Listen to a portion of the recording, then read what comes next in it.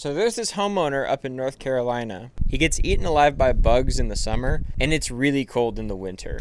So we want to solve both of those problems with one interchangeable solution.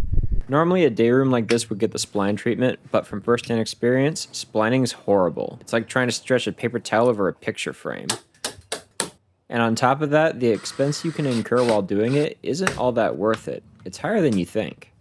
So we have a bank of windows, 6 of them. We just covered it with one big panel. And really, that's the beauty of our product. We're not just aiming to keep bugs out, we want the environment to be hospitable year-round. I mean, just imagine if your living room was only usable 8 months out of the year. That wouldn't be very good. We have the insect panels up here. You can hardly see them, but they're there. Then we have the clear vinyls. Again, hard to see, but...